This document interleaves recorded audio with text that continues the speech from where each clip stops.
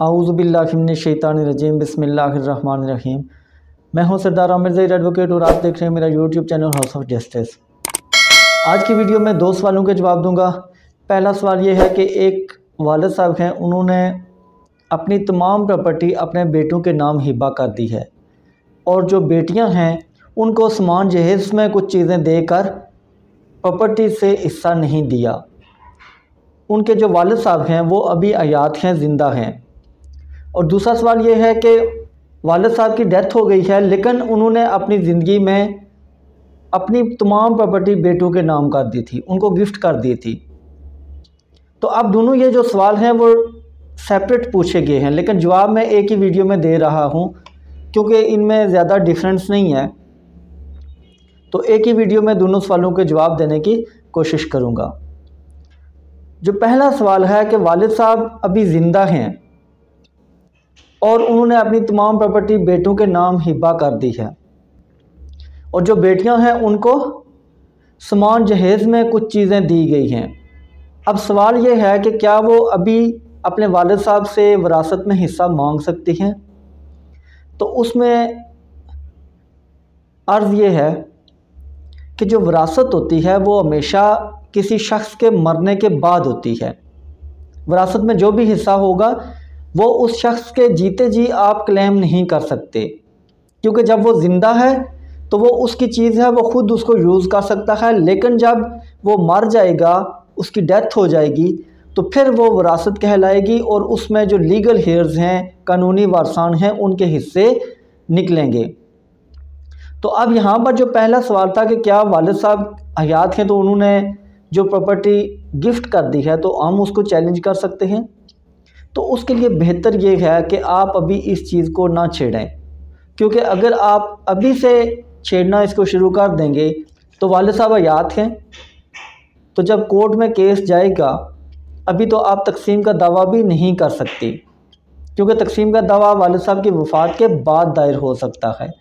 तो जब आप अभी से उसको अदालत में ले जाएंगी तो वालिद साहब अदालत में जाके बयान दे देंगे कि मैंने अपनी मर्ज़ी से ये प्रॉपर्टी गिफ्ट कर दी है, या वो उसको सेल भी कर सकते हैं कि लेट्स सपोज कि उन्होंने बेशक अपने बेटों से पेमेंट ना लें लेकिन एक फ़र्ज़ी पेमेंट वो लिख के तो सेल डीड बना के बेटों के नाम ट्रांसफ़र कर दें, क्योंकि वो अभी हयात हैं तो वो किसी भी तरीके से प्रॉपर्टी ट्रांसफ़र कर सकते हैं। लिहाजा कोशिश करें कि अभी आप इसको अदालतों तक ना ले जाएं। हाँ, ये हो सकता है कि आप वालिद साहब से रिक्वेस्ट कर सकती हैं कि हमारा जो हिस्सा बनता था वो आपको हमें देना चाहिए था। अगर उनको रियलाइज़ हो जाए तो वो अगर दे दें तो ठीक, नहीं देते तो फिर जब उनकी वफ़ात हो जाएगी तो फिर आप इस गिफ्ट डीड को चैलेंज कर सकते हैं। और इस पर सुप्रीम कोर्ट के बहुत सारे फ़ैसले मौजूद हैं कि जहाँ पर बेटियों को गिफ्ट की आड़ में प्रॉपर्टी से महरूम किया जाता है तो ऐसे गिफ्ट कैंसिल हो जाते हैं। तो जब वालिद साहब हयात नहीं होंगे तब जब आप इसको चैलेंज करेंगे तो अदालत से वो गिफ्ट कैंसिल हो जाएगा और आपका जो राइट है, आपके जितना शेयर बनता है वो आपको मिल जाएगा। लेकिन अगर अभी आप छेड़ेंगे इसको तो अभी वो आपके हक़ में डिग्री होना बहुत मुश्किल है, बल्कि नामुमकिन है, क्योंकि अभी वो विरासत नहीं है। वो जिस शख्स की मलकियत थी वो हयात है, तो वो उसको किसी भी तरीके से किसी भी शख्स को बेच सकता है, गिफ्ट कर सकता है, जैसे चाहे वो उसको यूज़ कर सकता है। लिहाजा वालिद साहब की ज़िंदगी में इस चीज़ को आपको चैलेंज करने का कोई फ़ायदा नहीं होगा।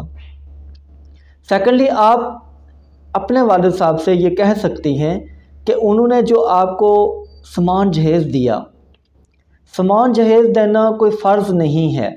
अगर वो दे दिया तो ठीक, नहीं दिया तब भी आखिरत में इस चीज़ पर कोई सवाल जवाब नहीं होगा कि आपने अपनी बेटी को सामान जहेज़ क्यों नहीं दिया।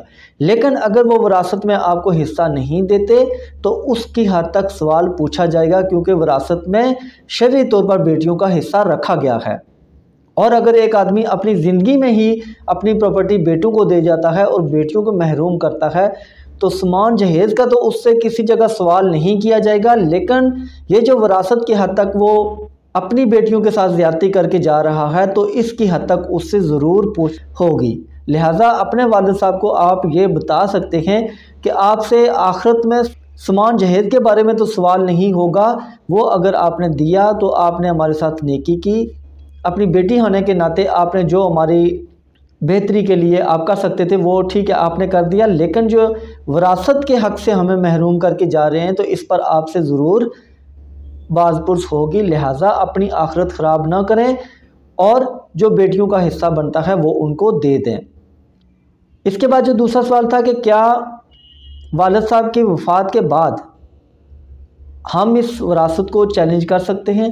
तो अब ये जो दूसरी बहन थी जिनके वालिद साहब की डेथ हो गई है और उन्होंने अपनी ज़िंदगी में वो तमाम प्रॉपर्टी हिब्बा कर दी थी, तो अब वो इस हिब्बा को चैलेंज करें, इसकी कैंसिलेशन सीख करें और साथ तमाम प्रॉपर्टी जो वालिद साहब की थी उसकी तकसीम का दावा करें। जब आप अदालत में जाके इस हिब्बा की कैंसिलेशन सीख करेंगी और सुप्रीम कोर्ट के फ़ैसलों की रोशनी में जो मातहत अदालतें हैं, जो ट्रायल कोर्ट्स हैं, वो फ़ैसले करेंगी और वो ये देखेंगी कि ये बेटियां थी, इनका विरासत में हिस्सा बनता था जो कि इनको नहीं दिया गया और तमाम प्रॉपर्टी बेटों को हिब्बा कर दी गई, तो ऐसी सूरत में वो जो हिब्बा है, जो प्रॉपर्टी हिब्बा की गई है, वो हिब्बा कैंसिल हो जाएगा। बेशक रजिस्टर्ड हो तब भी वो कैंसिल हो जाएगा। अगर उसका इंतकाल हुआ है तो वो इंतकाल भी कैंसिल हो जाएगा। तो आप साथ तकसीम का भी दावा करेंगे और साथ कैंसिलेशन भी सीख करेंगे।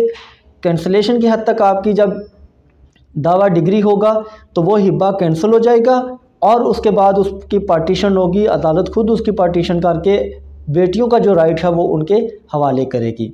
तो लिहाजा जिनके वालिद की डेथ हो गई है वो इसको चैलेंज कर सकती हैं, हिब्बा को भी चैलेंज करें और पार्टीशन सीख करें, और जिनके वालिद साहब अभी हयात हैं उनको अभी इसको चैलेंज नहीं करना चाहिए, थोड़ा वेट कर लें।